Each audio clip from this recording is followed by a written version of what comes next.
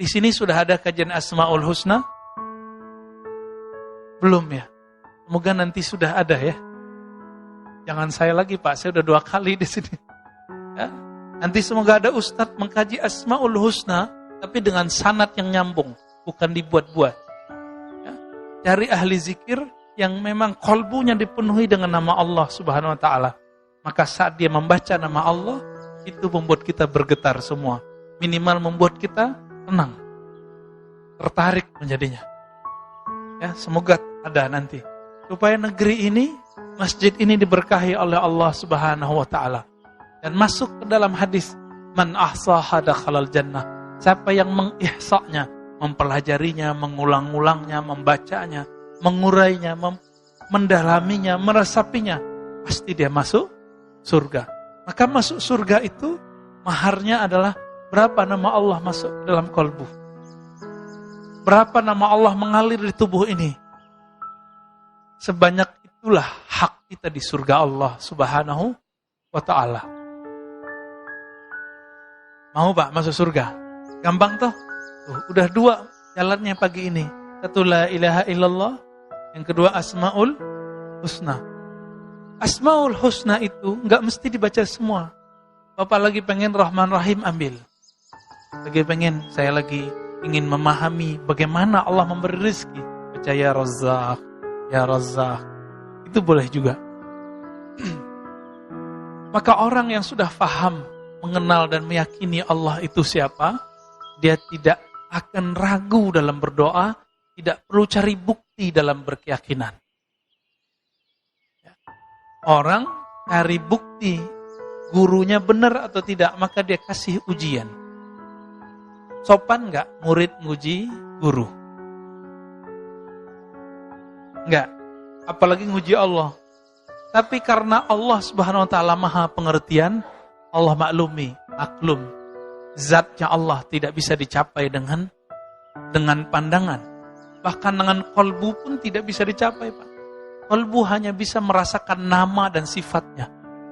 Sedangkan zatnya hanya bisa dirasakan oleh ruh kita. Tapi ruh kita nggak kenal. Bagaimana mengenal yang meniupkan ruh ini? Jika ingin mengenal Allah, namanya, kenalilah kolbu kita. Jika ingin mengenal sifatnya, kenalilah kolbu pikiran kita. Tapi siapa yang ingin mengenal zat Allah, dia mesti mengenal ruhnya, zatnya sendiri. Tapi siapa yang mengenal zatnya, Pak? Ruh kita udah lihat belum? Belum juga. Ya? Karena kita tidak melihat ruh ini, bagaimana kita bisa melihat sang peniup roh ini? Untung kita nggak diciptakan dan ditiupkan jadi binatang. Ya. Nah, roh ini, jika tubuh pulang ke tanah, roh pulang ke mana? Tubuh pulang ke tanah. Jasad namanya.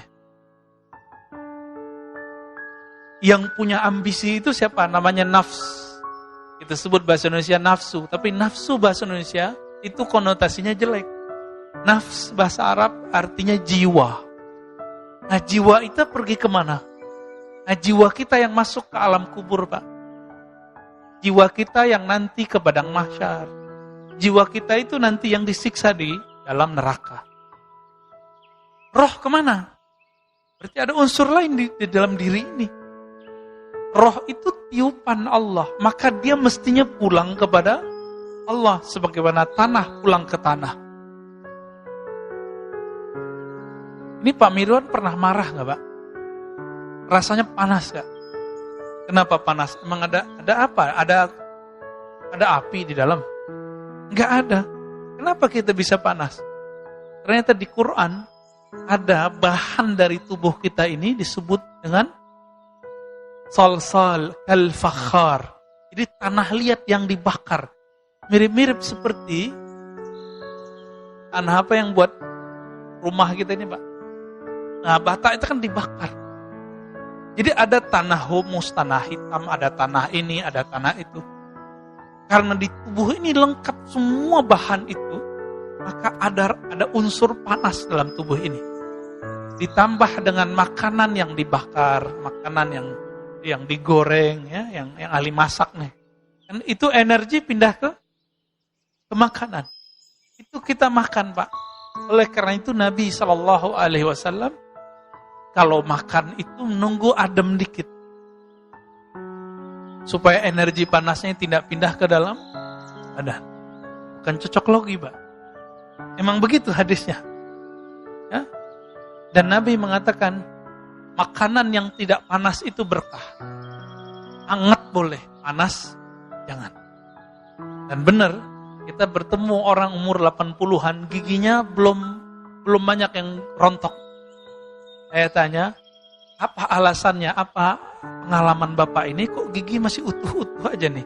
Apa jawaban beliau? Saya tidak makan terlalu panas atau minum terlalu dingin. Gitu. Tantangan kita semua, Pak ya. Kita kalau minum pengennya dingin, kalau makan pengennya panas. Lidah aja rasanya langsung karyawan, langsung panas. Apalagi gigi itu, ya? Apalagi perut. Coba lihat nih. Ternyata yang suka sambal doang bukan orang Sumatera, Pak. Orang Sunda, orang Jawa Timur, aduh sambelnya Masya Allah. Ya, waktu kita pernah ada tugas dulu ke pelosok Bandung, itu nggak ada cabai merahnya, Pak, adanya cabai rawit doang, ulek. Ya, kita makan itu, aduh saya guling-guling, Pak ya. Pedesnya bukan main. Bukan berarti kita jadi pedes gara-gara itu, bukan ya. Baik. Jadi apabila roh ini tidak berpulang kepada Allah, maka kita belum selesai tugasnya. Belum sempurna. Inna lillahi wa inna ilaihi raji'un. Kita milik Allah, kembali kepada Allah. Yang Allah tiupkan itulah yang mesti harus kembali kepadanya. Ya? Apa kata Allah tentang Nabi Adam? Tatkala aku telah menyempurnakannya, sawaituhu. Lalu Allah mengatakan, nafakhtu fihi min ruhi. Aku hembuskan ke dalam tubuh Nabi Adam itu rohku. Nah, roh ini yang disebut dengan inti kehidupan. Tapi roh ini sebelum dihembuskan ke dalam ini, maka tubuh ini kan banyak zulumatnya, banyak kegelapan, banyak sifat-sifat yang tidak baik di dalamnya. Ini seperti roh itu dicelupkan ke dalam kegelapan-kegelapan. Itu sebabnya roh kita ini disebut oleh Nabi, ad-dunya sijnul mu'min. Rohmu terpenjara di dunia. Yang memenjaranya bukan alam yang di luar ini, tapi tubuh ini. Roh itu tidak laki, tidak perempuan, maka roh tidak punya syahwat. Jadi roh kita bukan laki, enggak perempuan. Jadi rohnya Pak Haddad sama istrinya, Pak Haddad sama. Enggak laki, enggak perempuan. Tapi ketika dicelupkan ke dalam tubuh ini, baru dia bernama laki, bernama perempuan. Maka tidak ada namanya alasan. Ya, beberapa psikolog-psikolog yang menyesatkan umat, yang mengatakan bahwa hombreng-hombreng, ya, itu dia perempuan, tapi bertubuh laki-laki. Ini tidak benar. Dia nggak paham dia. Dia nggak mengerti alam rohani, komentar tentang alam rohani. Kenapa? Roh ini tidak laki, tidak perempuan. Kenapa orang kemudian jadi kemayu? Karena dia punya komunitas yang kemayu. Kenapa orang jadi keras? Karena dia punya komunitas yang keras. Makanya orang gunung itu dengerin orang pantai kaget-kaget, Pak. Ya, rasa-rasa kena bentak terus. Ya. Orang tinggal besar di pasar, preman, itu dengan orang yang anak komplek kan beda. Kan beda. Karena perbedaan itu. Maka disebutlah orang-orang ini dengan bi'ah atau qarin, teman. Tapi kita punya qarin yang batin. Qarin dari kalangan jin. Besar kemungkinan orang-orang yang dia merasa dirinya beda dengan tubuhnya, itu karena qarinnya berbeda. Dia laki, tapi qarinnya perempuan. maka dia menjadi banci. Sebaliknya begitu. Ya. Ini penjelasan beberapa masyayikh kita. Tapi ilmu ini tidak dijelaskan secara detail di dalam syariat. Ya. Nabi hanya mengatakan ketika Aisyah berseloroh, ente enak Rasulullah. Ya. Apa kata Nabi? Iya, syaitanku sudah diislamkan oleh Allah. Korinku sudah diislamkan oleh Allah. Jadi Nabi jangankan korinnya, setannya Islam, Pak. Beruntung yang jadi setannya Nabi. Kita lahir, itu ada puluhan bahkan ratusan syaitan lahir bersama kita. Tapi juga ada puluhan malaikat membersamai kita. Namun juga ada korin. Nah, korin ini satu biasanya. Korin ini jika ada, dia biasanya agak iseng. Ya, ada yang jahat. Maka korin ini perlu diislamkan. Tapi kalau setan kita nggak bisa diislamkan. Hanya setannya Nabi yang bisa diislamkan. Atau setannya para Nabi, para wali-wali besar. Ya. Dan terakhir Imam Al-Mahdi itu setannya mungkin bisa diislamkan.